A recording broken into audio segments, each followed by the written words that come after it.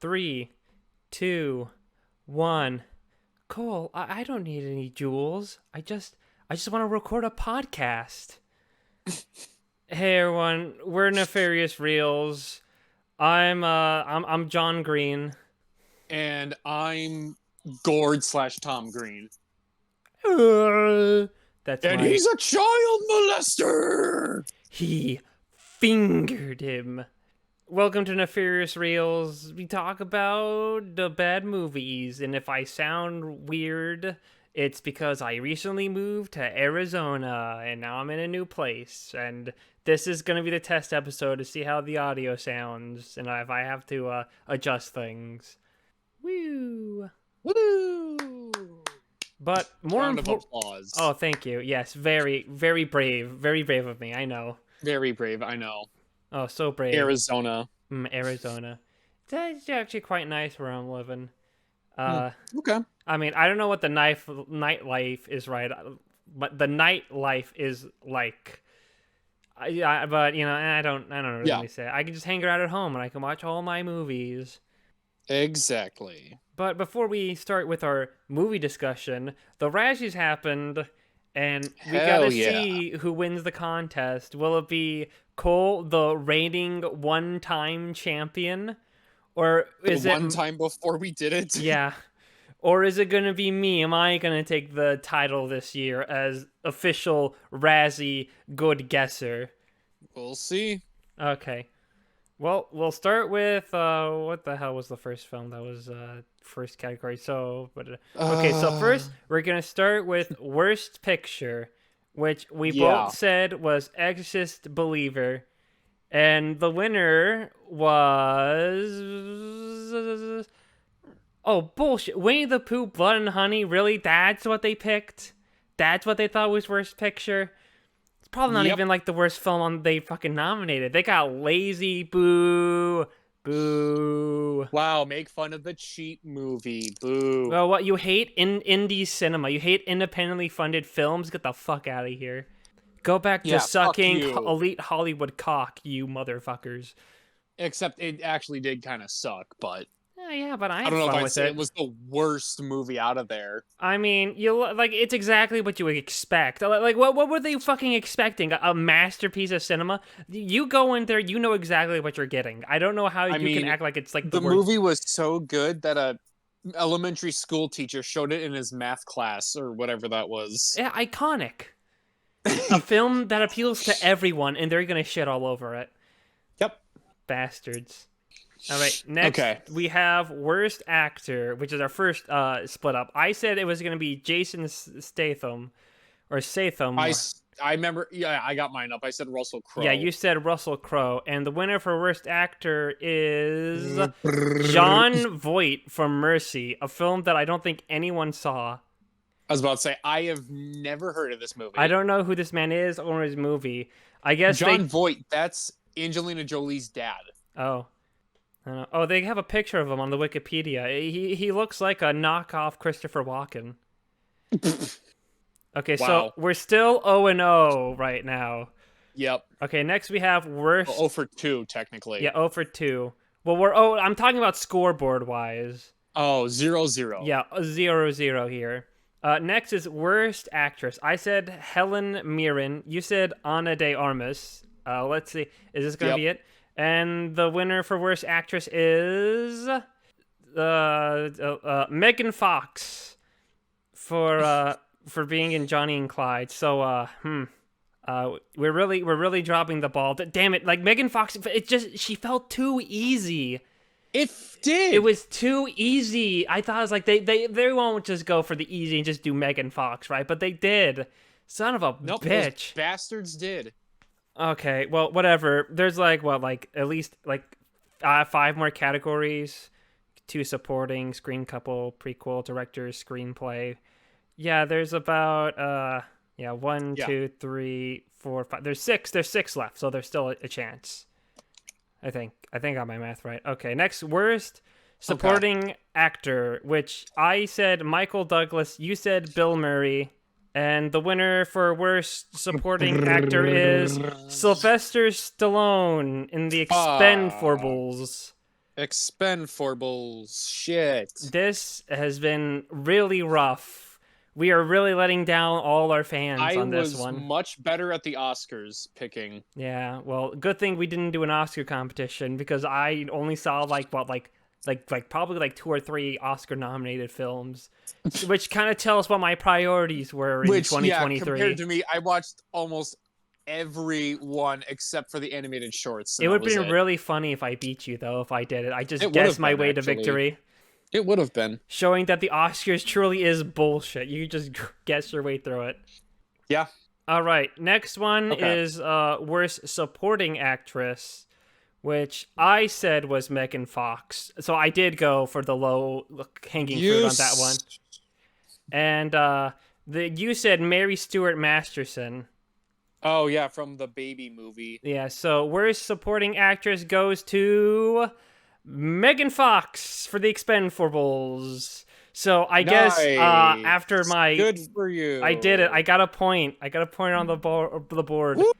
Woo! You did Your it. FNAF pick was wrong. Wrong because that film was epic. The It the really was masterpiece not. Kubrick couldn't make. It really wasn't. It sucked. Oh yeah, if it's so bad, then why didn't it win a Razzie? I mean, so far I don't know. Maybe it won another one, but it didn't win one yet. Okay, so I'm finally there's a point on the board for me with Okay. one. There's three left. Oh wait, no, there's four left, and only one of them is gonna matter because three of the four we all have the same answer for. So first, worst screen couple. We both picked any two money-grubbing investors who donated $400 million for a remake rights to The Exorcist. And the worst screen couple goes to Pooh and Piglet. Fucking guys, come on. It was right fucking there. No, they picked. I mean, again, that seems like an easy cop out at least because Ooh, we don't want to piss off the elite Hollywood elitists who I wouldn't even say sunk that, money. but it just seemed too easy to go with, the Winnie the Pooh one. I'm And gonna be it's honest. honestly more laughable that they invested $400 million into the Exorcist branding and the movie bombed. Buddy, I'm gonna be honest with you here. It's I don't even think they even hilarious. watched the Winnie the Pooh movie. I think they just did it just because of the reputation it's had. This is The probably internet. no, yeah, this is my bet. The reason why it's gonna win so many awards is because they saw how popular it was on the internet, and the Razzies has not been like in the mainstream and like forever. They was like, oh, we're cool guys. Look, we think this movie's bad too. Bullshit. This is a really bullshit Razzies years. We should be getting way more points. Okay, well, anyway, worst prequel, remake, ripoff, or sequel. We both said The Exorcist Believer. I'm gonna put like $20 down. It's just gonna be like funny Winnie the Pooh again. And the winner of worst remake, ripoff, or sequel is. Oh, yeah, it's Winnie the Pooh, Blood and Honey. Which, yeah, you put a lot of fucking thought in this one, Razzies. I'm disappointed. We suck. This. Or they suck. They suck. No, we made the right choices with what we were given, and they're the ones that are the lazy hacks, not us. Well, we were kind of shitting on Exorcist mostly, but then again, it was pretty easy because of how bad it was. But it was an unnecessary sequel for a franchise that didn't really need it, and they suck a ton of money that apparently sucked ass. It was like the perfect lineup. This should have swept the Razzies. Let's be real here. The fact that I don't think it's gonna lose anything when anything is actual, I think like fucking some company had to pay them off for it. Anyway, worst director. I said David Gordon Green for The Exorcist Believer. You said Peyton Reed for Ant-Man and the Wasp: Quantumania. The only non-Exorcist Believer category one you didn't do. You did for everyone else except for that one. And worst director goes to fucking guess who? The director of Winnie the Pooh, Blood and Honey. Fucking, this is sad. This is so fucking sad. I have to watch his next movie that comes out out of spite now. As like a fuck you, Razzies, you fucked up, and now I have to go watch these movies because I hate you and I hate your stupid nominees. Anyway, yeah. Finally, worst screenplay. Do you think they can save it, Cole? Do you think they can save it? I because don't we know. both said The Exorcist Believer, and I'm 100% confident that Blood and Honey will win this, even if it wasn't nominated. Anyway, the winner for worst screenplay was Winnie the Pooh, Blood and Honey. Woo! Bullshit. It's all fucking bullshit. I got a perfect 0. You did not get a single. I only got a point because I think it's honestly even more impressive. I fucking sobered up and realized that the Razzies don't care and just went for the easy option. Went for the easy option on the second one. Mm-hmm. Like, thank God Megan Fox got nominated for a second award, and I decided to go for the easy one because if she wasn't, I probably would have fucking lost that too. This Yeah, is really sad. maybe. I guess. Oh, and there was a Razzie Redeemer Award for Fran Drescher, who was nominated in like 1998 for What? the Beautician and the Beast. And current SAG-AFTRA president for brilliant shepherding of the Actors Guild through a prolonged 2023 strike with a successful conclusion. So, good for her, I guess. Okay. Good for the nanny. God damn, I'm still livid though. Like, really? Like, yeah, sure, 1 or 2 awards I could understand for winning the Pooh Blood Hunt, but like almost the entire goddamn field. Like, of the, 10 awards? 1, 2, 3, 4, 5, 6, 7, 8. Of the, 9 awards, like, Winnie the Pooh, Blood and Honey won half of them. Like, an Exorcist Believer did not win a single fucking award. What the fuck? Razzies, look, call us. We know what we're fucking doing, okay? Just send us all the nominees and have me and Cole watch all of them, and then we'll actually give you some good and fucking results. We definitely would. I don't think I've been this pissed off about something. Like, I thought it was a fucking travesty when I'm Just Ken didn't win Best Original Song at the Oscars over the Billie Eilish song that was guaranteed to win because it was sung by Billie Eilish. But what William Irish. This is some fucking bullshit. Okay, goddamn Winnie the Pooh, Blood and Honey did not win when fucking Exorcist Believer is literally right there. I'm done. I won, but at what cost, really? Everything. I guess I get to take the title of the Razzie Good Guesser. So you do your by 1 movie episode. Yep, I get my 2 movie episode. I can cash in at any time. I have by 1 point because I was the only one to get a single nomination right. Very sad year for the Razzies. Unbelievable. But, there's no time to be sad because we have to talk about the movies. Yep. Or Razzie movies. All right, let's get this motherfucking show on the road. Woo! All right, let's do this. So, yeah, it was baby. we as we did last year. We did Razzie movies that specifically worst picture winners. Yeah. Well, it also didn't have to win. It just also had to be nominated to widen our pool for when we do this for the next 20 years, Mm-hmm. But or was it winners? I don't remember. Who cares? Anyway, I had the retro pick, so I went with the first Razzie winner, and which was 1980's "Can't Stop the Music." Directed by Nancy Walker, who made this film and nothing else, because she knew that she peaked as a director with this one movie and knew it was all downhill from here. That's actually kind of funny. It's pretty based, honestly. It's pretty hilarious. But this is a loosely adapted biopic, which is about the Village People, about the creation gang of the Village People.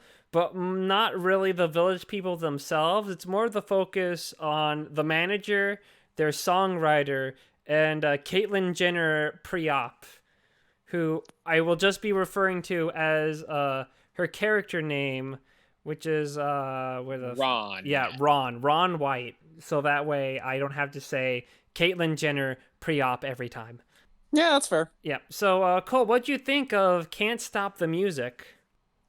This is gonna come as a shock. The music was the best part of the movie. Oh yeah, definitely. I honestly, the music like the music video sequences is what kind of made it more entertaining on it overall. Yeah, well, except for the last song, ironically, the titular Yeah, title one. That one went on for the fucking titular ever. song goes so long. I was waiting for the credits to roll, and it's like, how much fucking longer is this goddamn And it's song? like a 7-minute song, and it just can't stop the You music. can't stop the music. It's like, make the rain come up. I get it. It's the song Make in the me movie. bust a nut. But no. You can't stop the music. And you're like, that's the title of the movie. Oh my god. They Exactly. it had to be 7 minutes long, so that way everyone could get it. Yep. But yeah, the music is really the highlight of it. I wish I remember it's weird because I think my favorite musical bit was like the demon succubus-y one with the construction worker guy. Yeah. That was like the That highlight. one, I think that was the best sequence. Best for me, sequence, too. and I think it was the best song, even though I can't remember any of the words to it. I mean, how many songs from the Village People do you actually like know? Other than You Can't Stop the YMCA. Music. Yeah, that's YMCA and like nothing else. You can't say You Can't Stop the Music because that's been drilled in your head for like 20 minutes at the end of the movie. Yep. I mean, not to dunk on them. It's not like they're bad. Like, all their songs are really catchy. Just YMCA works because you got audience involvement. It's like that scene in Bohemian Rhapsody when they're just like, we need a song that gets the people involved. And there's like, don't don't remind me. I hate that. I absolutely despise that movie. Yeah, it's bad. I mean, would you say It's that so bad. Don't Stop the Music is better than Bohemian Rhapsody? I would say it is better because, well, I think also Can't Stop the Music is shorter. It's by 2 like hours. at least 15 minutes, I believe. And it doesn't feel like it's shoehorning in the biopic because it's kind of semi-autobiographical where like they can do some work with it where they go, oh yeah, we can goof off a the little story a little bit and be creative with it. and have fun with it. And I think another thing that helps is it doesn't really focus on the Village People that much. It's like, well, half and half. It's like the best and worst aspect of the film is that since it doesn't really focus on the Village People, but rather the people behind the scenes, that means you don't get stuck with a situation like in Bohemian Rhapsody where it's like, oh, we all want to have a focus too. But like on the other hand, it's like, man, you kind of want more of the Village People because I think some of them really do get like gypped in like overall. True. I will say this though, with this one winning, I can't say because I don't know how many of the other. Hold on, let me see. What films did this, or is it competing up against with? I think it was like 10 or something when I looked, but I could be wrong. It was a lot. Okay, so yeah, it won its first year. It went against Cruising, the whole film called The Formula, Friday the 13th, The Jazz Singer, Raise the Titanic, Saturn 3, Windows, and Xanadu. Well, I can't say. I have not seen any of these other movies. But if I had to guess one, I would probably bet that The Nude Bomb is probably worse than Can't Stop the Music. I don't know. I think Razzie... I can't say if it's the worst... Can't Stop the Music is the worst one, but I do think it does set the tone of that the Razzies has no idea what is actually awful. Well, yeah, I think they kind of do the same thing where it's like most of them don't even watch the movies. They just kind of pick them and then just go, yeah. But yeah, overall the story is really more about the songwriter guy. He like quits his job and he's like, I'm gonna start my songwriting career and I'm gonna be so cool. And then their manager character, which is the female, and then Ron White, who is there to be their banker, I guess. Their like money guy, their finance guy. Yeah, who honestly, like that. thank God Ron White was here because the other two aren't nearly as interesting. I find the songwriter guy, he was like kind of annoying. The manager, she was all right. I mean, I liked her some of the time. She's kind of goofy, but like Ron White, he sells it. Like he feels like the most in character out of like everyone there. He's like the straight man to like all the other like shenanigans that are happening around him. So I think he did his job pretty well. Probably. Okay, yeah, I was just trying to think of yeah, but like maybe the best performance and character, I would definitely say. Because everything else, like most of the other characters, I was just kind of like, oh, you're just kind of here. You're here for this role. You're here for this role. Because most of the time, the narrative is very blah. Like, they didn't really know how to properly structure Yeah, everything. it's And kind of all over the place. There's like, okay, we're gonna make a film about how the village people like, and maybe you can say, oh, well, the story's kind of them getting together is kind of just like that, but it really comes off like messy on screen when they're it trying to does. translate it It on does a there. lot. I mean, it's still relatively charming. Another thing is they keep introducing characters and they just disappear until near the end of the movie where they all have to play their role. I don't know, because Trying to like see I'm what thinking, else I put down. Oh, what's the main guy's name? Wasn't it Jack?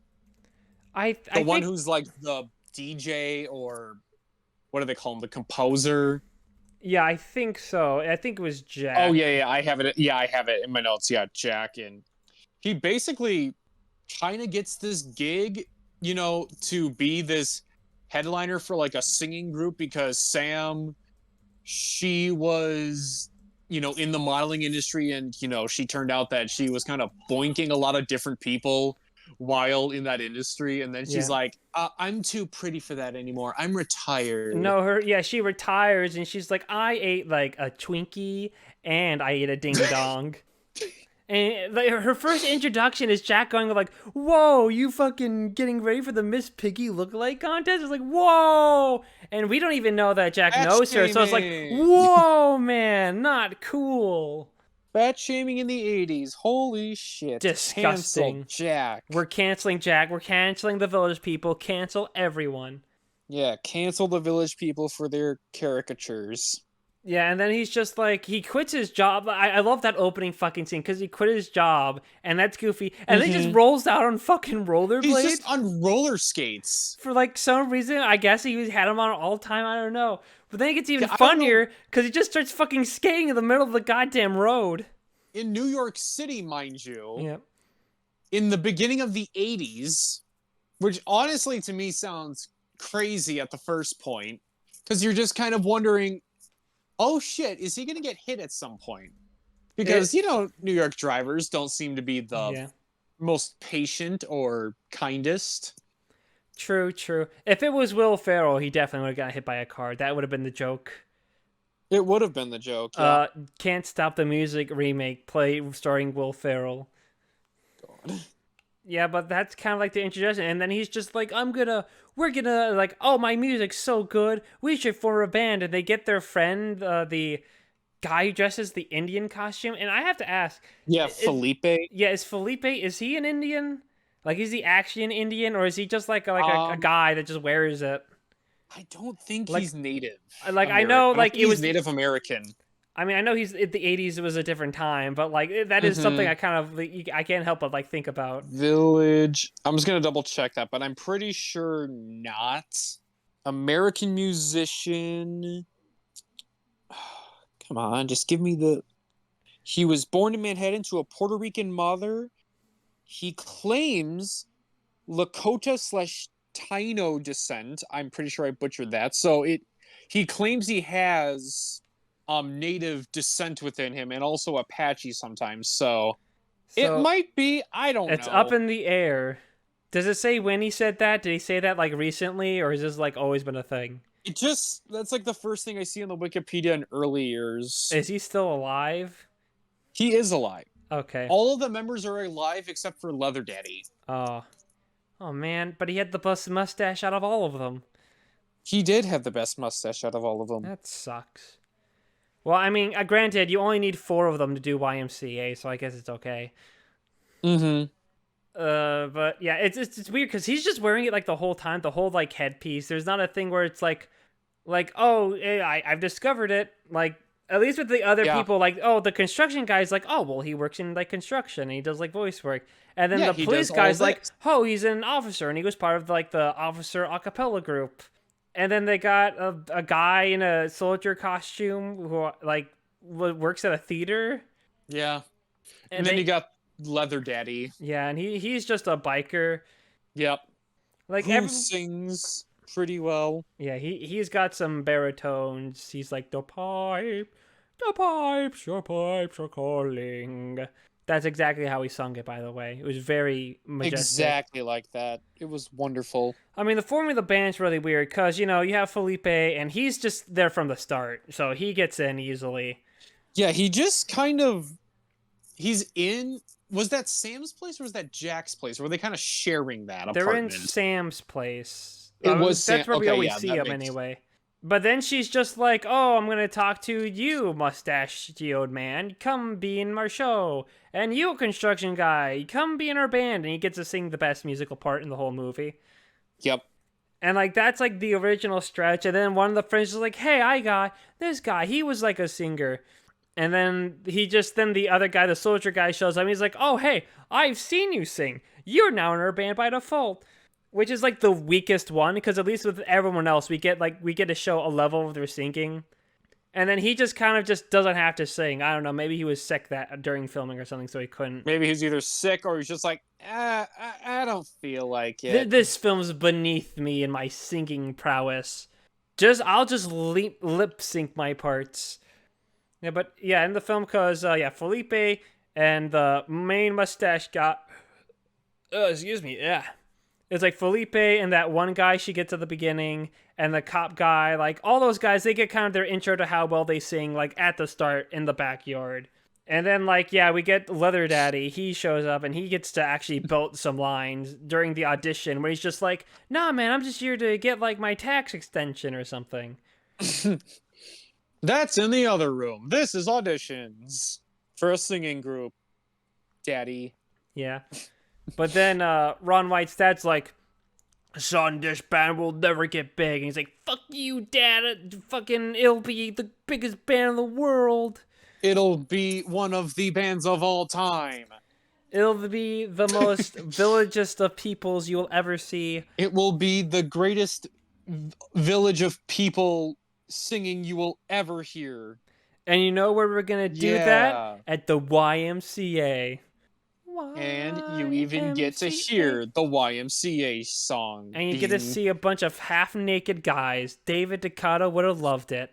Oh, well, and he would have specifically put them in their tighty-whities specifically. Mm-hmm. Maybe he would have put them in those shorts, too, because those shorts were, like, hot in the 80s. Yeah. Daddy Ducato. He would do that for us. Mm-hmm. I don't think we're talking enough about Ron White. Like, his introduction scene is him with, like, a cake, and then immediately getting robbed by an old lady. Yeah, robbed by an old lady, smush cake. Like, he gets the shit kicked out of him. But I love that scene, because the lady falls over, and he goes to help her, and he's just like, "Stick him up, you motherfucker! I'll fucking kill you!" And she takes off on a motorbike, and he's like, "Yeah, that's right, just keep fucking walking, you piece of shit!" And then he just gets out of there. Like, iconic. Yeah. Greatest introduction to a character that we've ever talked about. Yeah, and then immediately when he gets the place, the whole thing is like, "Hey, like, your, like, sister is like, lives next door to me and asked me to bring this cake." Yep. And then he gets a bunch of fucking chili just splatter all over his legs, and he gets, like, first-degree burns on his cock and stuff. The best. Yeah, he falls in love with the manager girl, and they have this bumpy relationship where he's just like, "You're using your sex to get things." And he's like, "So?" She's like, "So? I don't care. We're breaking up, Ron White, because you're a loser, and you're not cool, like the village people." Lame. Yeah, his whole thing's just like, "Oh, the village people are too weird. This isn't my crowd. I'm the only normal one." And then he just goes, "Actually, I changed my mind. This band is the greatest shit ever. Now let us have the segs." It's a real, like, quick change, because, yeah, he's against the band, and he's, like, for the band, and he gets them all, like, set up and everything, and he bets everything on it. Yep. Oh, what's happening on your end? I just heard "eat shit." Oh, no, that's my brother. He's watching something, so... Something that makes him want to eat basketball. Shit? Oh, sports. No, he said fucking shit. Yeah. Oh, sports. Say no more. It's college basketball, so... Oh, okay. Are they winning, son? I don't think so, but I don't want to check because he'll throw shit at me. So get him to come in here to talk about "Can't Stop the Music." or just walk in and go, "You can't stop the Stop music." the music. That would be kind of funny. Yeah. Well, then he'd kill you, and then I won't have a co-host, and that would stink. It would stink. So yeah, don't do that. Yeah. It would really dampen my Razzie guessing victory I had if you died. Okay. So, back to can't stopping music. Here's a question for you. At the final end Yes. scene, do you think that was just a bunch of extras in a room for like a concert, or do you think that was like legitimately a concert that the Village people were throwing, and they just recorded that for like the end credits scene? Because that was something. Good question. That was something on the back of my mind, because you know the manager, songwriter, and Ron White, they all show up at like the top of the thing. Yep. And so I was thinking, wait, is this a concert and they just had him stand on there, or is this like just like an auditorium thing? I'd say it's put up for interpretation.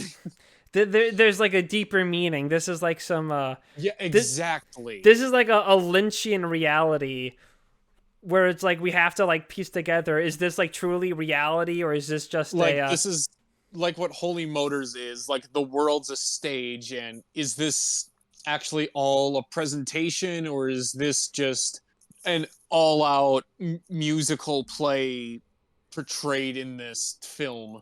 Or is it like the Something like Holy that. Mountain, where we just pull back and then there's the cameras, and there's the stage crew and everything? Ooh, it's a film. Zoom back camera. I can't believe we dropped 2 movie references, and they both first written is holy. We are on fire right now. I know there's not really too much. You get like the weird boss lady or Xbox of the manager, and she's like, "I want you to star in my milk commercial, and we're gonna make it hot." And then they get the Village people to do it, sing about milk and how like creamy and good it is. Oh yeah, right. She does do that like commercial about milk, and all those kids are dressed up like the Village people, and she's talking about how great milk is because it's basically a got milk ad, Yep. but without them, Like without saying the phrase ad. got milk, or anyone. I kind of miss the ones where where they had the mustache, the milk stash. Yeah, that one was pretty iconic. I don't know what else to say about Kansas. It's 2 hours long. It's definitely too long. They need to 2 hours. cut some things. I feel if you wanted to make this efficient in runtime, I would say at least make it like an hour and a half. I think they could probably trim like 20 minutes of this film, and it would be like a lot better. Yeah, okay, yeah, I would even say like even if it's like an hour 40, I think you can keep it, but yeah, like an hour and a half I think was ideal. But yeah, because like the 2 hours, like we said, it kind of makes it meander around like, oh, we got like all this stuff. I don't know, maybe it's a case because they like shot like, because there's like a lot of music in the movie, and so maybe they're like, oh well, we can't trim all the music stuff because that's like also good because it's the Village people. Let's keep all that in, and then it's like on top of like the rest of the movie. Like, come on, they could have they could have cut like half of the "You Can't Stop the Music" ending part, and then the movie would be like an hour 20 minutes. So exactly, it wouldn't have been that bad. They could have just done that. Yeah, I don't know, but yeah, it took way too long at times, and I was just kind of waiting for it to be over and just be like, okay, when are we wrapping this up? Oh, there you can wrap it up. Nope. Oh, nope. Still going. 20 minutes. Okay, cool. Got it. And even with the 2 hour runtime, I wish you had more, like you said, interesting, like I said before, interesting characters, but there was really no one that was like poking out, like they kind of like didn't stick out or be interesting. They were just kind of fulfilling their roles, which isn't bad, but I wanted somebody at least in the group to be going more out there, like going a little more, adding a little more oomph. Like Ron White, because Ron White's the straight man, and he does that very well. Yeah. We haven't even mentioned in New York City. We haven't in even the 80s. Yeah, we haven't even mentioned the Xbox's assistant who is like horny all the time, or like the songwriter's mom who's like also there, or that one like big wig producer guy who always has to be on the phone. Like we didn't even mention them because they're not very because he's a interesting. business guy and he's always got to be on phone. And then he Because how has else are we gonna know? And then he like it's weird because he's kind of like the villain, I guess, because he's like so against it. But yet he kind of wins because the end, and he gets to hook up with that like reporter later. He's like, "Oh, how about we go into a more quiet place?" And it's just like, "Wait, why are you fucking going on this woman? You were against them this whole ride. Why are you getting the happy ending out of everyone here?" Don't question my flip flopping. I never flip flopped. I always believed in them. Totally. I never stopped the music. I can't stop the music. Man, that title drop in the movie, wonderful. It's almost like I can't stop the music. I so loved it when he said, "It's can't stop the music time," and then "can't stop the music" all over the place. Yep. I love can't stopping the music all over the place. Yep. They really did at the end for like 10 minutes. Mm-hmm. And then again, like we said before, it just kept going and going, going. And my ratings started getting lower and lower and lower. And then it ended. It's like, okay, so this is where we're going to be stuck with at the rating. All right. Fun. This is where we are sticking with. I don't think it's awful. Like, in comparison to a lot of the things we've seen. Especially compared to a lot of the things we've seen. We have seen a lot worse shit. Yeah, like, this is, like, nowhere near as terrible as probably the Razzies considered it. Then, like, I think if we look at all the things that we have watched for, like, the 80s... here, in fact, let's even check. What things... Let's see what... specifically 80. I'm just going to go to the bottom right away. Decade, stupid fucking. Please support, please support our website. Yeah, Garbage Pail Kids, it's better than that. Better than that. Better than Ghost Can't Do It. Better than Thing. Bolero. Yeah, it's a Soul Man. Okay, well, I don't think it's better than Dr. Alien. I think that was too fun to Dr. Alien is stupid, but it's stupid fun. Yeah, it's stupid fun. Tell me about your penis. Yeah. Was it better than Howard the Duck? I don't... That's a good question. Is it? I mean, you get bestiality in Howard the Duck, though. You know, I'm going to say yes. Almost bestiality. But like, there's not a lot of good musical numbers. And at least you knew that, like, in this, it was going to have the musical numbers, and it did a good job with them. Okay, it's definitely not better than Beware Children at Play. Like, I'm looking at... I brought up my rank list, and I select the 80s film. So, looking over all of it, I would say it is better than Surf Nazis Must Die, but is not better than Dream Maniac. I think that's where I cross the line. So, for the 80 films we've covered, it makes the top 5. I would definitely say so. I mean, when looking at the 80s ones, there's definitely ones I like more, obviously. Like Hard Ticket to Hawaii and Dr. Alien and Beware Children at Play. Yeah, those three, really, that was a blast. Especially the ending to Beware Children at Play. Yeah, like two opposite ends of the spectrum. You either like the greatness of Beware Children at Play or the sheer agony of Can't Stop the Music. Yep. Yeah, I would not be surprised if the ending of Can't Stop the Music is in like the bottom 10 of worst endings we've ever watched, because it's 7 minutes of the one song, and there were different lyrics. I probably would like it more, but man, it feels like it's just the same song repeated. It's almost like, you know, when people do those YouTube edits of songs, but they'll do like the 1 hour loop. Yeah, it was kind of like, it kind of almost felt like that to me, even though I'm not even sure if the song is even that long. It made me think of the John Mulaney Salt and Pepper Diner bit he did. John Mulaney? John Mulaney. I'll say it however I want. Mulaney. Okay. You know what? If I respected him, I would call him Mulaney, but I don't, so it's Mulaney. Why do you not respect John Mulaney? Because, because he looks dumb in a suit and tie. Fucking scrub. Okay, that's an interesting... Wear clothes of the common people, you animal. Okay, wow. I don't know. I don't know. I just thought it was pronounced Mulani. Okay, just let me have Okay. this. All right. But remind me of that It bit. is It's like, Mulaney though. blah, blah, what's new, pussycat? And he talks about Whoa, how like they played it like no. 17 times and how And like then it would they dip and put come in one. back. It's not unusual. That would be funny if in the middle of singing "You Can't Stop the Music" they started doing "It's Not Unusual." Not unusual. And then Carlton just comes out of nowhere and starts dancing. He was one of the village people the whole time. The secret seventh member of the village people. Yes. Okay, rank the village people based off how this movie go. Oh fuck.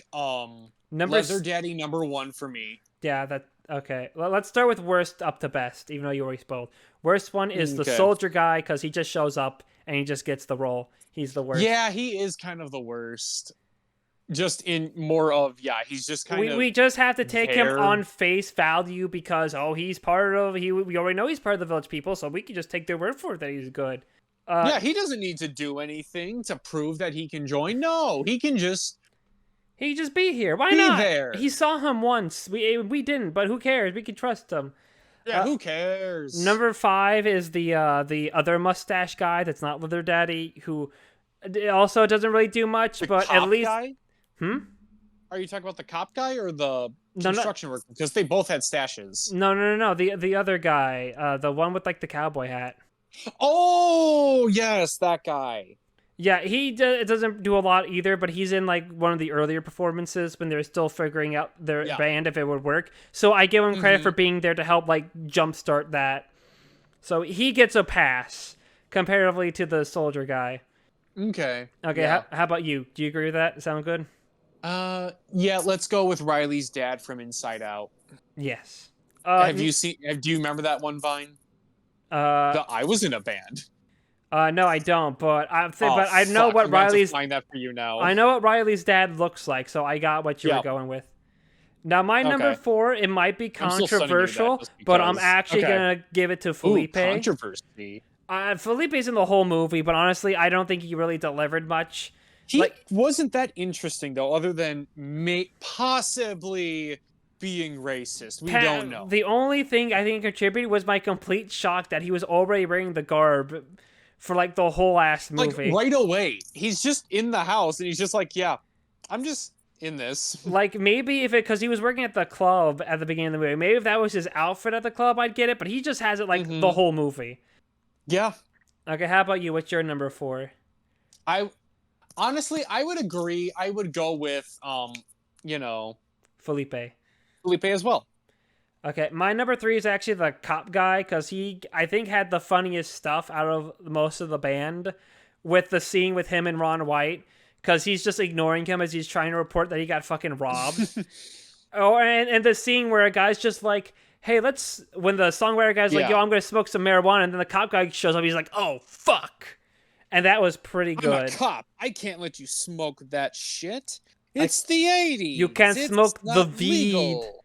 You can't And then the evil bong comes out of nowhere going like, oh, yes, he can. And he calls the songwriter a cracker. Yep. And then Rabbit shows up, and so does the whole evil bong gang. And they all hit from the evil bong and King Bong. And then, Rabbit comes with his evil bong merchandise case. Yes. And then the village people, they'll rebrand to like the Poo-Tang people, like the Poo-Tang clan. The Poo-Tang clan. Yeah, remember the Poo-Tang clan, which is a bunch of naked women who lived off the weed. Now it's the Poo-Tang people. This Poo-Tang people. Alternate universe where Charles Band directed Can't Stop the Music. What's your number 3? Number 3, I will go construction worker guy. Ooh. I'd have to disagree, but that is your opinion. My number 2 is the construction worker guy, because he had the best musical part of the whole movie, which is probably the key thing with this film is the music, and he's got the best one out of everyone else. That is true, but I just kind of like the charisma of the cop guy. The cop guy a little more. Then number one's Leather Daddy, because you know what? Leather How can I Daddy. not give a man with such a luscious mustache like that number one? Especially that kind of stash, cheapers. Yeah, that is a game changer. That's a mustache I dream to acquire one day. I would love a mustache like that, but I don't really like growing facial hairs, so. That's the trade-off you gotta get. I think that's all I gotta say about Can't Stop the Music. How about you? Yeah, that's about it. I would say so. I think we hit the what we need to hit. Nice. Well, that's all we gotta say about Can't Stop the Music. Then it's time for us to go over to your recommendation, Cole. Hit us up, baby. Yeah, Time for so us to my stop the music to talk recommendation. about yours. Yes, A we gotta stop. We unfortunately do have to stop the music, and we gotta talk about the fingering of Freddy. hor hor hor So, hor hor hor hor yes, hor hor. yep. So we got Freddy Got Fingered, which I would say is not even tech really. It's well, yeah, it's a movie, but it's I call it a shit post from Tom Green, who got $14 million to make this for some reason. Because, well, I guess it was because of the Tom Green show that he Yeah, he had. had a So TV show, so he had a level of, oh, let's give this guy, he kind of knows what he's let's doing, I give this guy think. some money. We'll see what he can do. And then, Have you seen that guy's doodles? We gotta give him $14 million for a movie. yeah, we gotta. He's with Drew Barrymore, and she's a hot commodity right now. But yes, the fingering of Freddy. It's Tom Green as Gord, and he is a wannabe cartoonist that lives in the Portland area and he still lives at home with his parents, and his brother Freddie's also there. And at one point, he does go move to LA to both pitch his cartoons to possible producers to try and get, like, a cartoon all made out or all that, but he's also working at a at a cheese making shop. No, a cheese sandwich Cheese make factory. sandwich factory. Oh my god. A I fake don't know why fan. I am a fake fan. No, that's what I meant. A cheese sandwich factory. But then it just he gets the bright idea from Anthony Michael Hall, quit the shitty cheese sandwich job, go back home, and then just get some more ideas going. And that was when, unfortunately, he and his dad get in a fight. You And could this is say where they get shenanigans ensue. it gets really ugly. Yeah, shenanigans ensue, and then he accuses Rip Torn of being a child molester and molesting, quote unquote, little Freddy. No, he fingered him. Fingered. But he just screamed at the top of his lungs he is a child molester. Yeah, it's true. And then he throws himself out a window. Yeah, it's really a movie that's just kind of all over the place with its plot. So, yeah. So, what did you think about this one? Because I think you've seen it before too, right? Yeah, I saw it back when Sardonicast recommended Yeah, it. same. Definitely, I'd say it's better on a rewatch. In a sense, Freddy Got Fingered, you have to rewatch a second time, because once to just experience it, and the second time to actually watch it, because now the shock value of what the hell kind of passes Exactly. after that. This is another film that I would say is interesting. It really is, because that's basically what you explain. It's the whole movie, pretty much, and everything else just like, what shenanigans does like Tom Green do to kind of get like the ball moving? Like it's a really fast paced movie overall. And I mean, it's also, I think that's the nice part about it. It's thankfully, an hour and 27 minutes. So it definitely doesn't, overstay its welcome. Well, that's only if you were knows. a loser who didn't watch the superior PG cut, which is only 3 you- minutes long.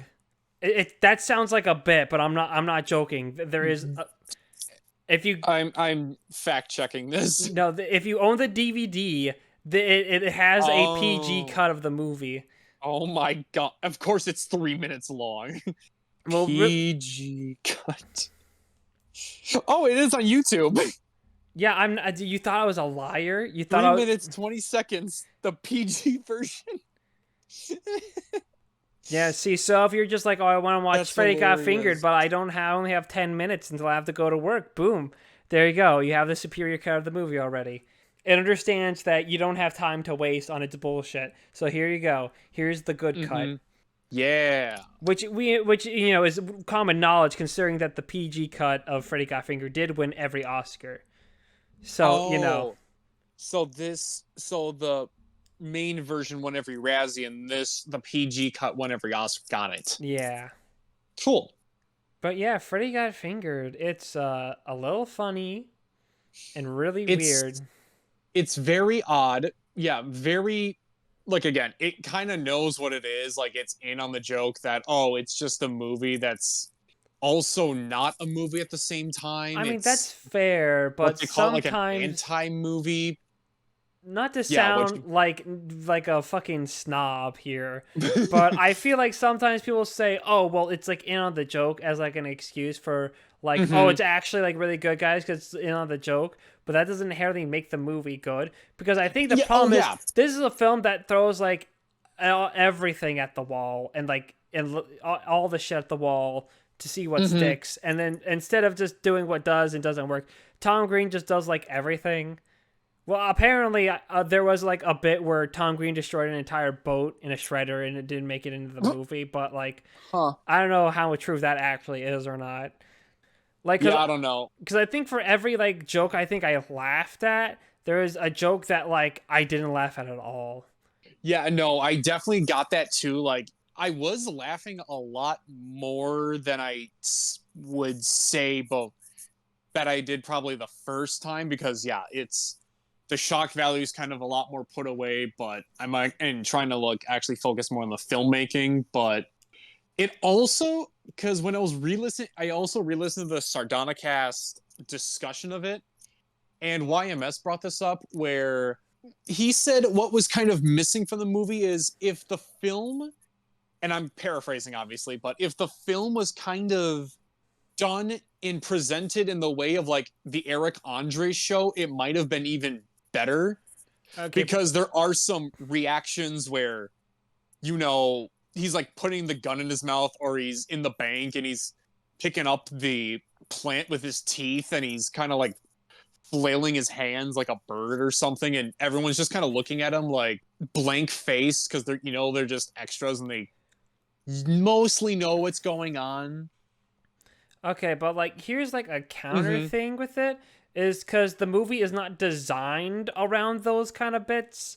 Because most of it's like, oh, him and Rip Torn. Like, I feel like if it tried to do like an Eric Andre esque thing like that, I think it Mm-hmm. would take away from the movie. Because for the most part, Hmm. it is a very like straightforward like movie. Yeah. Because there's a lot of scenes where it's just like, oh, Rip Torn and his dad like arguing like in the house or something, or them in like a very like small rooms like interacting. Like most of the movie is usually two people interacting with another or just a couple people in the room. So having those as scenes where there's like that large crowd of people like in the bank or when he's skateboarding through the mall and Mm-hmm. stuff, it would feel like, and then because you have to switch like a different camera, so it's like hidden, so people aren't going like, oh look, there's a camera over there, and I think that different style would kind of clash with the movie overall, which is a weird thing to fucking say because it's Freddy Got Fingered for Christ's sakes. But I think that's more Exactly, of like a but flaw. Like they'd have to go in with that in mind, and I don't think that with the way they were going with the movie, I don't think that would have added and really anything and would hinder more than help, really, if that yeah, makes okay. sense. Yeah, I get that. I feel like yeah, but again, I feel like it could have done maybe both because there was that there was that kind of movie like that with Eric Andre, Bad Trip, where they made a story but also did like the Eric Andre street pranks, kind of tied in with it with the Yeah. kind of with that shock value. But I'm not really used to Tom Green's shtick. I didn't watch the Tom Green show, so his style might be a little more different. I would expect from Eric Andres usually, and I mean, again, at times during this movie, it does work, and some of it actually is kind of funny. But then there are Yeah. moments that I'm just like, did did you really have to do that specifically? Like, why? Like, I guess, like, Is it just because it's the joke?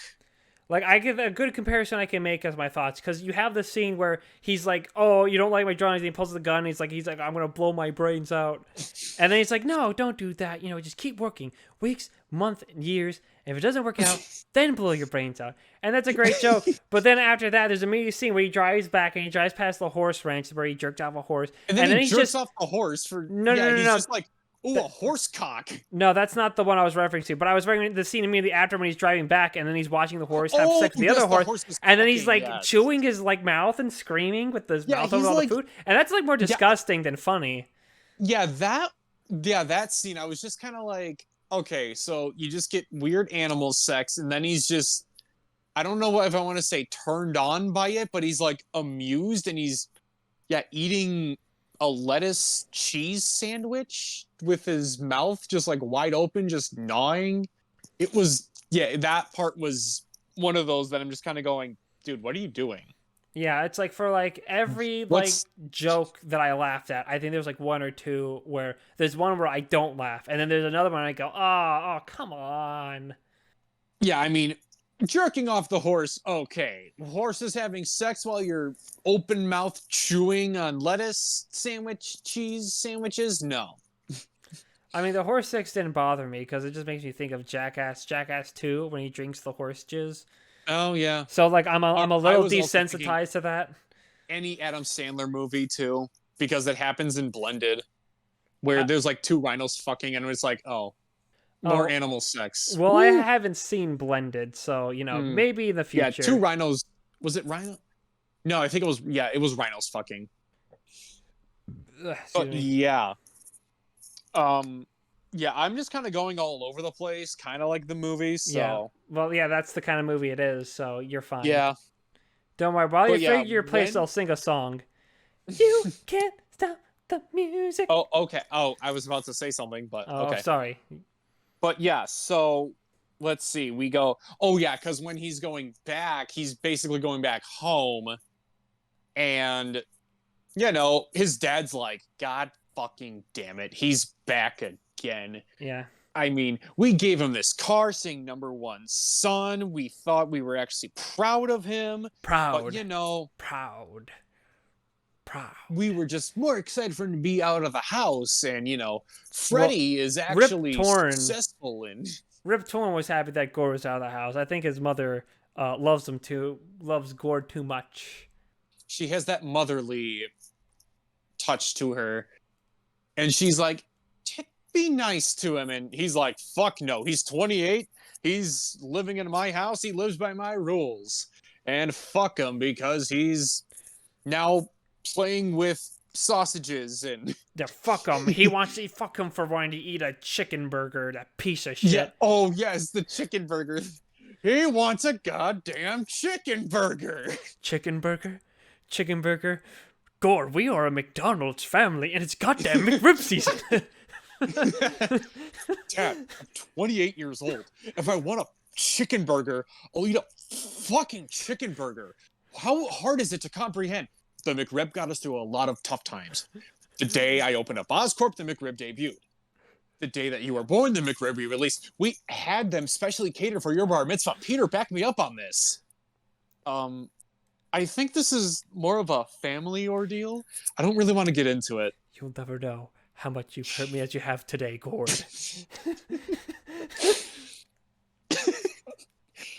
Oh, God. Okay. And then, and you probably get, like, one of the most well-known scenes because his friend was talking to him about how he can, you know, draw, eat, and play music at the same time, but Gord took it a little too literally.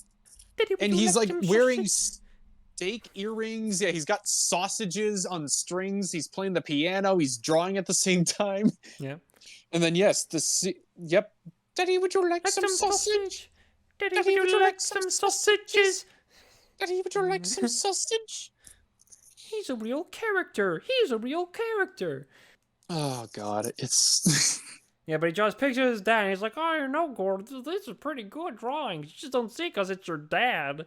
But I think it's after that, because he gets Rip Torn gets pissed off, and he's like, "Honey, Yep. get out, get some fresh air. Gordy's just playing with sausages." And then he's just like, "Well, I'll show you how to calm down." And then he just destroys the ramp that they were building earlier. Yeah, he destroys that skateboard ramp, and that's what leads to like intervention. And then that's what leads to his friend who, breaks his leg after, he's shooting the nail gun into the ramp, and then his friend breaks his leg, and that's when he meets his love interest, I guess you could say, Betty. Yeah, I think it's Betty. And and then like the whole joke is that, oh, she's hot, but she wants to blow me, and she's in a wheelchair. And apparently the wheelchair was like a deal breaker for Gord for some reason. No, I don't think it was a wheelchair was the deal breaker. The deal breaker was because she kept wanting to suck his cock, and he wanted to do other things. And yeah, that too. Oh, right. That too, yeah. The whole thing is just like, I just want to go on like a walk on a park, but you just want to keep sucking my cock. Which, again, also felt a little weird that they kind of kept beating the dead horse on that. Like, okay, it's just... This is to me the closest they got to getting a little like this. I think this actually works on a funnier level because it's like a parody of other romance movies where it's just like, oh, the dude wants to have just sex and it's the woman who has to show him how to be romantic. And this is like the reverse where she's like the big horn dog who's just like, I just want to suck your cock, Gordy. And he just wants to kind of do other things. That does lead to my favorite thing where he's like, Gord, I don't want your jewels. I just want to suck your cock. He's like, I made $1 billion and I got you these jewels, Betty. I got you all these jewels. I like it. She makes her go to the roof, but how the hell does she do that? She's in a wheelchair. Magic. Tom Green magic. That's movie magic, baby. Magic, yes. Oh, before we talk about the rooftop, what about right after, like, when he's talking with his friend and that one woman's, like, going into labor, and then Tom Green's like, fuck it, I'm gonna deliver this baby myself. I don't know. It wasn't nearly as funny as it was the first time.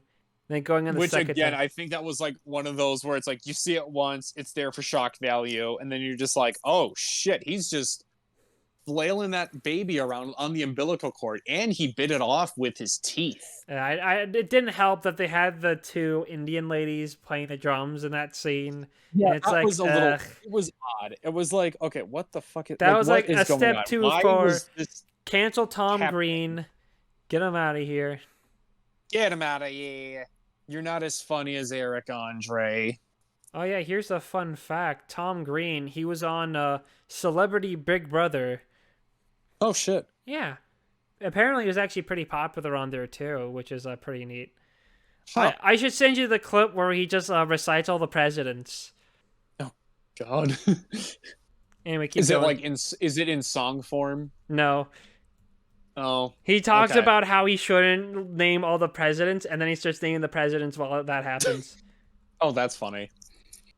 Let's see. I'm trying to think of what other plot element. Oh, and then obviously, when like Rip Torn's getting so mad he doesn't have a job, he then kind of lies about having a job, which is him just hanging out with Betty, and he takes one of his dad's suits and he does the Backwards Man song on the Backwards Man, the Backwards Man, the Backwards Man.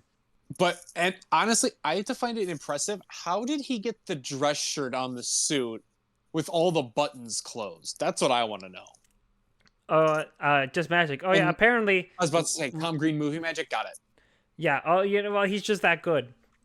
I just want to know, Tom Green, not only was he on Celebrity Big Brother, he also won Favorite House Guest. Oh. American Voice, so he really delivered on his time there. Way to go, Tom. Yeah, nice. You at least did something good. A couple clips. I can't find his president's one. But I can very least send you a couple other clips. Okay. So, yes, he lies about the job, or he's quote unquote lying about the job. Then, let's see. I mean, again, it's Freddy Got Fingered. We can go any way we want. Yeah. Yeah, but there's at one point he takes her out to dinner after finally realizing, hey, let's not suck my dick and actually let's do something. So we go to this nice fancy restaurant. He talks about stonks because that's what, he does, apparently, allegedly, what he told her.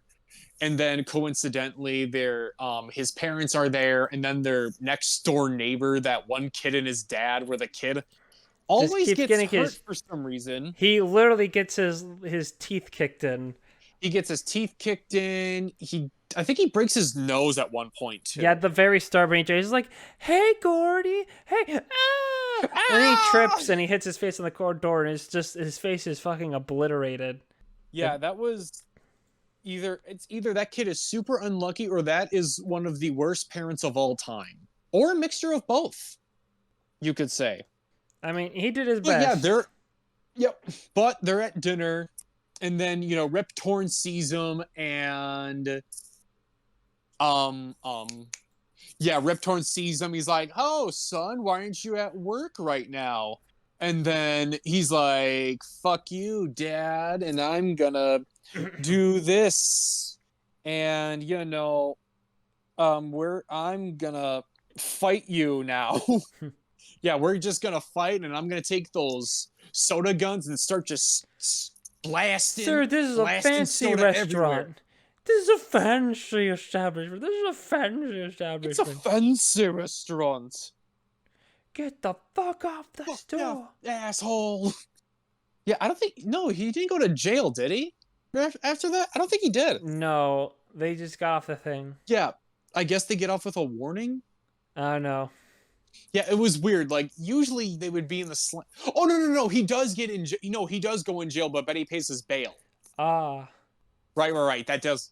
Yeah, because they do walk past, like, the jail, and then she, I guess, bailed them out, and, they start talking and other stuff, and then, he kind of goes back, and then he goes back. Anthony Michael Hall says, "Hey, here's $1 million for this cartoon idea." And what's up with these two dudes having beards and goatees? Like, look at that's my not hooves. normal. My hooves. Yeah, we were weird in Africa because we were half the humans human, didn't accept us as half centaurs, and the zebras didn't accept us as half humans. So we went to America for a better opportunity. My hooves. Look at my hooves. And then he gets $1 million, and he just instantly blows it all. He buys the helicopter, he gets the jewels, and then later... Like every person would. And then, like, he blows it all, like, in a day. And then pretty much, like, at the end, he shoots his dad with a dart. And then he's just like, there's a bunch of construction. He does, like, covert ops Navy SEALs mission. Like, I'm gonna cut off all... He's playing it, like, almost like one of the Call of Duty night vision missions. Yeah. Where, he's like cutting the power. He's got the night vision goggles on. He's going super quiet mode. He's like, shh. And then, darts him, and all of a sudden, they're in Pakistan. Yep. Because it's a reference to before, where Rip Torn said, if we were in Pakistan, you'd be sewing soccer balls at the age of 4. Yeah. And he's like, maybe we could sew some soccer balls together. And then they go on, like, a little Benny Hill chase, and, he jerks off an elephant.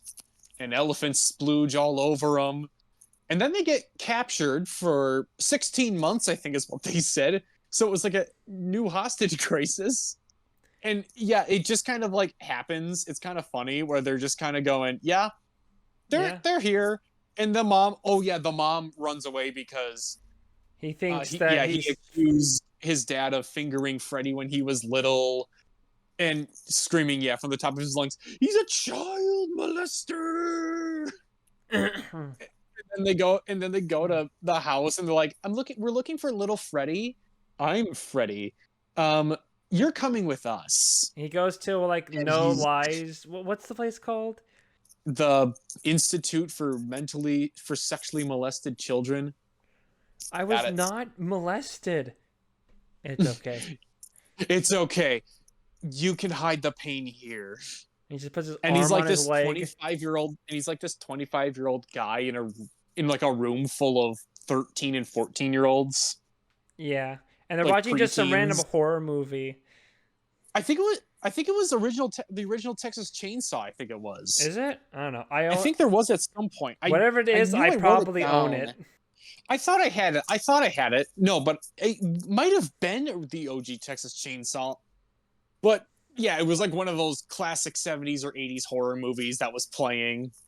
And yeah, he's there. Yeah, the wife leaves then because Rip Torn's insane and a child molester, but like nothing comes up of it. Yeah, it just They're like, not until the no. end of the movie does it come back where you see Freddy just still there. When they come And back from being held hostage, you're like, yeah, they're back. yeah. And then you get like the little tidbit snippet of one of the signs that says, "When the fuck is the movie over?" Yeah. Which honestly is kind of funny. It fits that it's good to fit that meta narrative. Good job in knowing what it's doing. And That's the sign I was holding up during Can't Stop the Music during that ending song. when the fuck is the movie ending? You can't Yeah. stop the music. The music. Ba-da-da-da-da. Ba-da-da-da-da. Can't stop the music. What is there else to say? We didn't talk about the Drew Barrymore too much. Her whole thing was she wanted to build a rocket power wheelchair, and then she does it just in a newscast. You mean Betty, right? Yeah, Not Betty. Drew Barrymore. But Drew Barrymore was in the movie because they were married at the time. Nice. Yeah, and like he was also in her movie Charlie's Angels, so that happened. I have to So, talk they're about. both in it. Then I need to talk about my favorite joke is when he starts skiing. He gets a job at a sandwich shop, and then when the manager comes out, it's just like a 13-year-old. He's like, "I'm not paying you. Just stand around he's and like a watch TV." 16-year-old. And I thought that was funny. I thought you were going to talk about not enough cheese. Nah. My favorite joke is just when it's revealed to be like some 14-year-old in puberty is like the manager of the whole store. This town really likes its child labor. Mm-hmm. Yeah, I don't need to listen to you. I quit and then I do my cartoons. I also got it's like, you made $1 billion from your doodles? I love that. Rip Torn doesn't call them drawings, he just calls them doodles. And that makes it funny. Nice to see you gave up on your doodles and got yourself a real job. Yeah, you can't do this doodles, baby Dad. stuff. You stupid baby. And I think that's all that I have left that I would want to say about Freddy Got Fingered. The fingering of Freddy. Yep. So, yeah, it's just a movie like that, and it's there. Yep, it's a movie, and we watched it. It's a movie, and we happened, talked about it. And yes, we did talk about it. It's dandy old time. Yep. But now with that done, it is now time for us to pick which film was the better of the two. Cole, which one of these two films did you prefer? Honestly, I didn't hate either of them, but I would say Freddy Got Fingered I preferred more. Yeah, that's because fair. I felt like I was more entertained throughout, and there is some definitely good gags, even if sometimes, the joke is, even if like the joke of the movie is just, oh yeah, this is the joke. It's not supposed to be a real movie. It's just a shit post. But there were some ones that I was like, that's actually kind of funny. Yeah. Good job, Tom. You made something. Yeah, I'd also choose Freddy Got Fingered. I think it's a bit close, but I do think I laughed more at Freddy Got Fingered than I did Can't Stop the Music. Also, it helped that this film is shorter, so it doesn't feel like it needs to waste as much time as Can't Stop the Music does. Mm-hmm. But overall, I think both of these on the standard of Nefarious Reels was actually pretty this was one good of our for the most better part. Selections overall. Yep. Definitely better than some of our recent recommendations, which kind of flopped a bit. But nothing will ever beat the After Quintilogy. Yeah, clearly. The best series of all time. But with that, well, first off, congratulations, Cole. You might have 2 in a lost row. the Let's Razzie Good go. Guesser title, but you did win the The episode. Razzie episode. Yeah, and hey, a modern pick one. I don't think that hasn't happened in a while either. Yeah, I don't think so. I don't remember the last time it did. I don't know. But with that done, we can now move on to questions. Remember to ask them so we can answer them. We actually were able to get a decent amount of questions. We got 4. Our Woo! first one's from Robert, which is thoughts on the Dune franchise in general and the latest movies in particular. I've seen just the David Lynch and Denis movies. Yeah, have not read the books. I'm assuming they're I good, need which to is read the books I know my because dad I kind of loves like the lore. I know my It's dad interesting. loves the Dune franchise, or at least he loved the books. I don't know if he loved the Mm-hmm. movies. I've seen Dennis Vanilla New Wave's first Dune, which I thought was okay. I think my big problem with it is it feels like mainly just set up for like the second movie, Mm-hmm. which isn't necessarily a bad thing, but I do feel like that was like the main thing they were going for. It's like, oh, we gotta set it up for the second one because that's where all the cool battles and stuff and all Yeah, this cool shit happens. the slow burn aspect of that did kind of hamper my experience a little bit the second time around. Yeah, it's still visually good, and I think the characters are interesting. I just wish there was more. Because kind Mm-hmm. of past that like invasion scene when they get attacked at the place, like past that, nothing much else really happens for the most part. Everything else is just Yeah, a lot of definitely. walking around and talking. Which once again, that doesn't make the movie bad. It's just It was because much more it's just like I interesting said, dialogue than like the Star Wars prequels. like I said, it's not It bad, was but more it just interesting feels like this is politics. all just for like setting up for like the second movie. I Mm-hmm. also think they kind of dropped the ending because I was waiting for like, okay, they're gonna do like a grand reveal of where they're going and then it's gonna end, but they Nope. didn't do that. It's just like they're just going to the place and then it's like, oh, that's it. Mm-hmm. And it's like, wait, that's it. Where's the rest of the Nope. movie? Nope. Where's the That's part one. rest of the film, Denny? That's part one. Yeah, I'm hoping to watch part 2 tomorrow actually Oh, good. and check out Yeah, the movie part theater. two I really like. Yeah, check out the theater that we have here in where I'm living right now. So, Cool.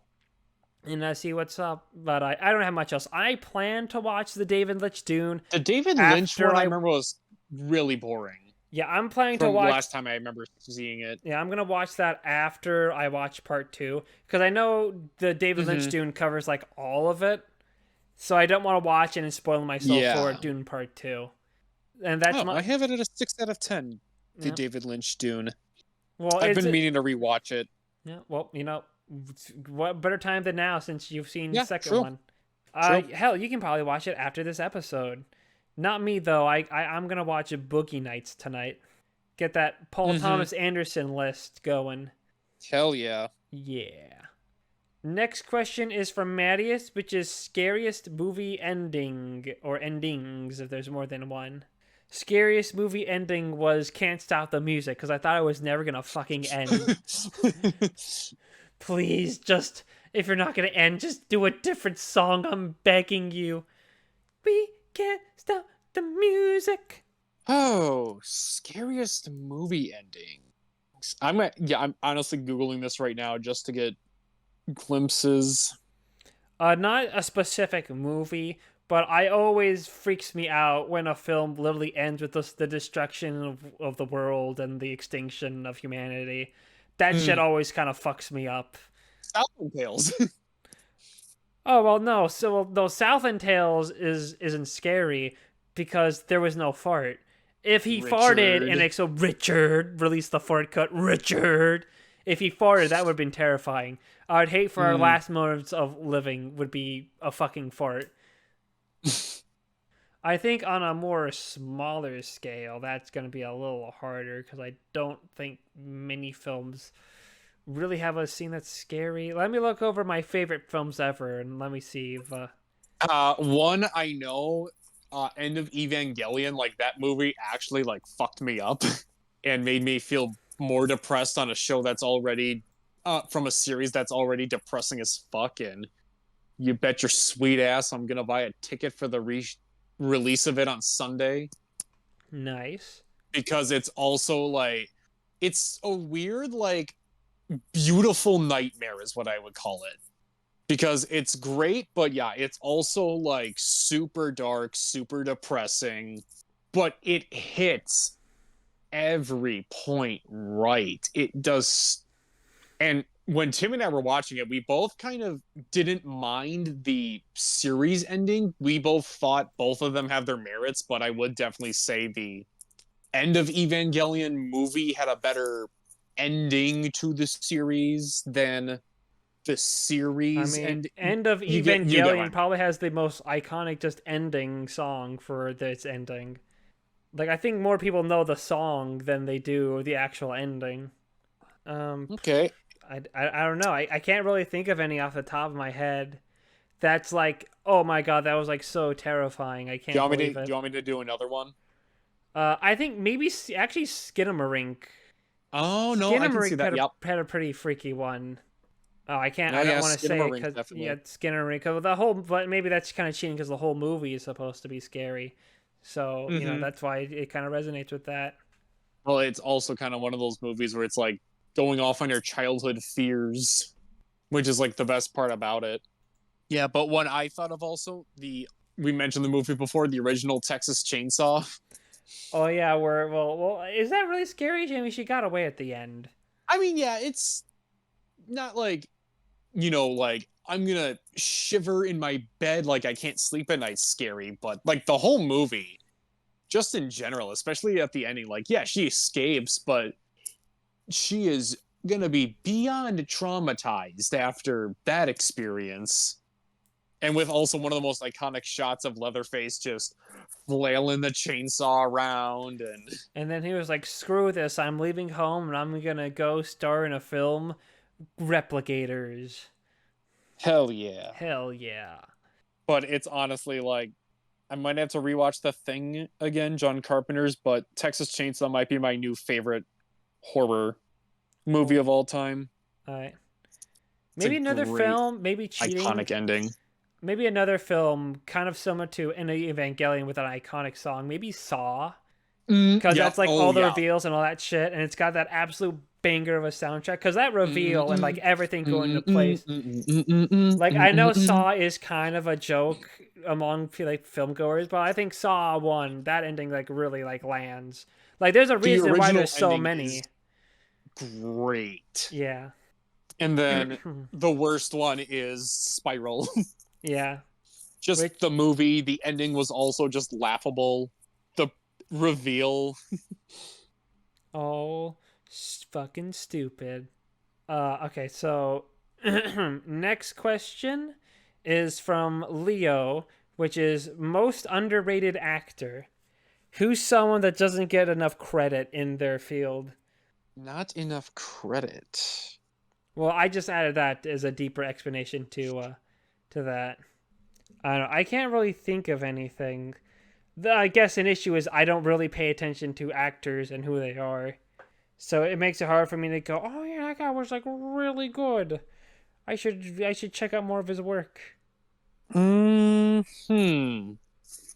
just trying to think of like, Cuz like I want to give a serious answer. I don't want to do like a big like jokey one or anything. But it's like who can I say that I've only seen, because it's like you want to find someone who has a couple movies that you've seen, but it's just like, well, what if I've only seen one of their movies? How do I know I can say, "Oh yeah, that guy, he's like totally good." yeah. Actually, you know, a good one actually is probably, I would say, John C. Reilly.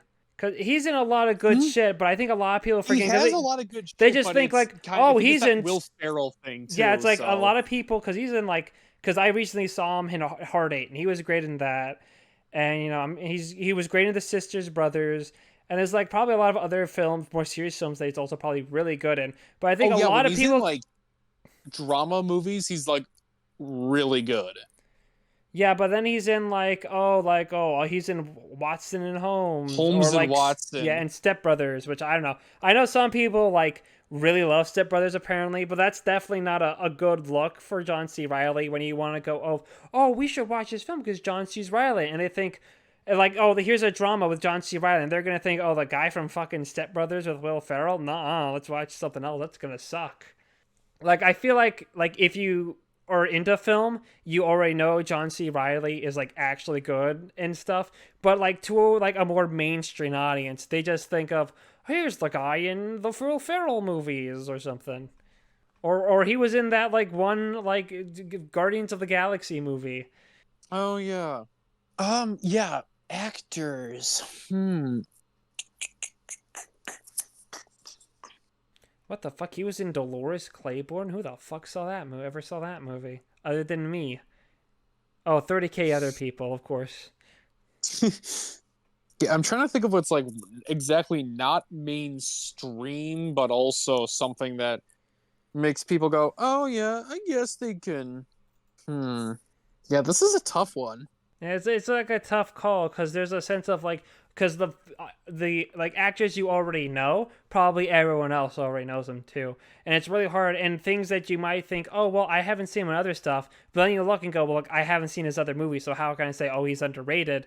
How do I know this isn't just his like one good performance? Yeah. Like I'm having that problem right now, trying to find another one because I was thinking, oh, maybe Paul Walter Hauser, because he played Darkness in Orion in the Dark. He did pretty good with that, and he was in Ritual Jewel as Richard Jewell, and he was probably the best part of that movie.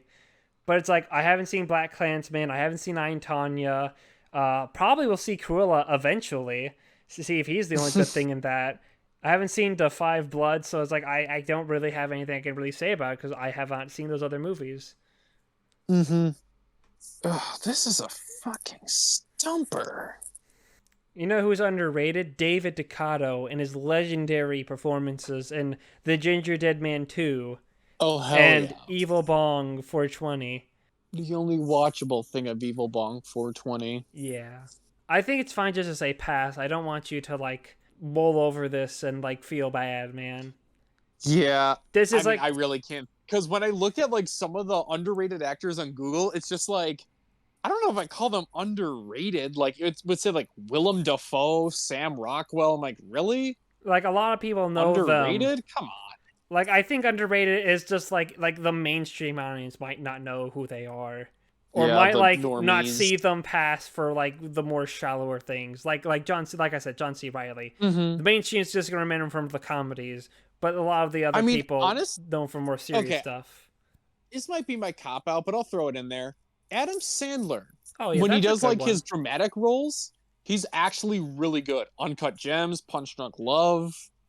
Well, that's like a romantic comedy ish, but like it is a more Yeah, the but Meyerowitz it's more of a stories. That's pretty serious good. movie. It's Yeah, it's like more like a not yeah. like boner comedy like he Yeah, it's usually not like does. those. It's not like his Scooby Doo Doo thing. Scooby Doo He's Doo. he's like actually a character, Yeah. and it's so well done. All right. But then yes, Uncut Gems is like an anxiety attack. Anyway, our final question is from JJ, which is thoughts on the 2024 Oscars. Cole, this is going to be mainly you because one, I did not watch it and I didn't really care about it. And the only thing I really cared about was I'm Just Ken winning Best Original Song, which it didn't. And it didn't. So who gives a fuck? The Oscars, they were okay. They were fine.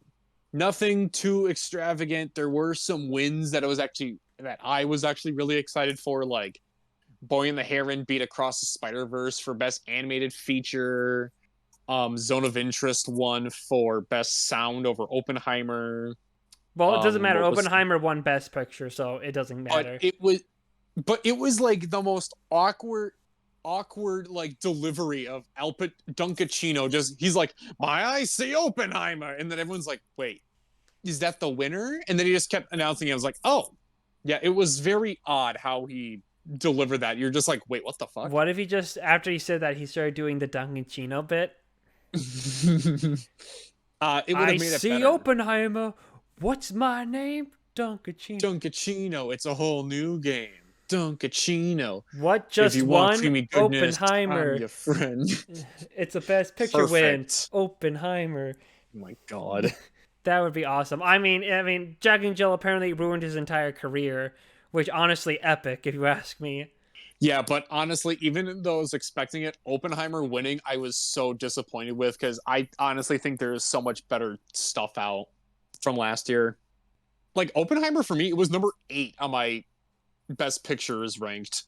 Yeah, I think you mentioned that you felt like this was like the pity Oscar for Nolan. Like, oh, It, he's been yeah, around I long was enough, we like, should give it to him. it's like I don't want to like discredit it, but I I'm sure feel it's a yeah, I greatly just kind made of felt it movie, was but it's a good movie. It's just I honestly felt it took way too long, and I cannot like that third hour. I'm just like I don't give a shit. Like the bomb already went off. Like I don't need more of this courtroom hearings and trial shit accusing Oppenheimer of a communist. Okay, I don't care. Just get on okay, with well, this. okay. So, would you consider this one of Nolan's better movies, or were some of his worst ones, That would oh or is it god. just right in That the means I have to middle? for right now I'll say right in the middle because I know there's some other ones I need to rewatch again and it's been a while since I've seen like the Dark Knight trilogy, Inception.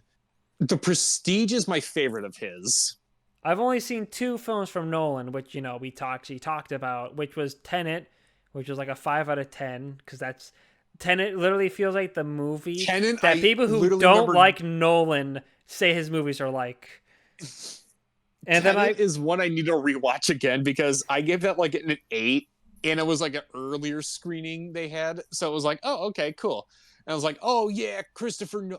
Maybe now it's just with Oppenheimer too. I'm like, I'm kind of out of that Christopher Nolan fanboy phase. I think yeah, so. luckily I was never into superheroes, so I never got that Nolan Batman hype, so I never got sucked into that thing until like, yeah, Nolan can do no wrong. All right. Yeah, and then I saw his first film, The Following, which was all right. Mm. And I guess minus how was Jimmy Kimmel? Was he actually funny or no? Oh, Jimmy Kimmel, I wanted to punch so many times. He was so annoying. He was that cringy, huh? Yeah, and like anyone else that talked, John Mulaney, Arnold Schwarzenegger, and Danny DeVito, like they were up for like 5 minutes. Everyone hilarious, much better. Then Jimmy Kimmel came out. It's like that Yep. scene in SpongeBob where like SpongeBob like mops the floor and they cheer when Squidward comes out. It's like nothing. It literally was. Gotta see what other Anatomy of a Fall won for best original screenplay, which I was actually excited for. That they let a foreign movie win a screenplay category. What else was it good? Oh, Maestro winning nothing. Suck it, Bradley Cooper. Yeah, that was awesome. Poor Things getting a bunch of good wins. Production design, makeup, costume. Emma Stone, even though I would have been happy for her or Lily Gladstone. So, Like but how what would you say overall? Was this better or worse than last year's Oscars? hmm, I would say about the same, except for Jimmy Kimmel. Yeah. Anything else you have to say about the Oscars? Because, like I said, you Nope. actually watched it. Mm-hmm. Yeah, no, I think I. All right. Well, with that out of the way, it's time for recommendations. And since I had the retro Mm-hmm. pick this time, Cole, it's your turn to do the retro Yeah, pick. yeah. So I was kind of Except you're juggling a. not gonna do it because I'm cashing in right now on my Okay, prize. cool. That guess what? Because behind the scenes, while we were talking, I was messaging Leo, and he said, "Yeah, I totally want to be a guest on next episode." And he asked what it was, and I said, "We're gonna do these two films." And the two films we're going to be discussing next episode is 2014's Merely Players and 2023's Strays. Let's fucking go, Oh my baby. god. This is a Leo episode. Remember how you used yours Yep. for Luca? We're Luca. doing Yep. mine for Leo. Hell Double yeah. L's, baby. Fuck yeah, baby. Hell fucking yeah. Hell fucking yeah. So, if Hell you don't want to fucking get yeah. spoiled for Merely Players or Yep. Strays, how about checking those episodes out in advance? I mean, the movies, not the episodes. Also, submit questions and also like and subscribe too if you know what's good for you. And you all have a good day and a happy Morbius. Happy you can't stop the music. Yep, happy you can't stop the Stop the music. music. Happy Tom Green. Happy Freddy Got Fingered. Happy fingering of Freddy. Happy fingering. Happy Five Nights at Freddy's. Happy Oscars, everybody. Bye Happy bye. Razzies. Yep, happy Razzies too. Bye bye.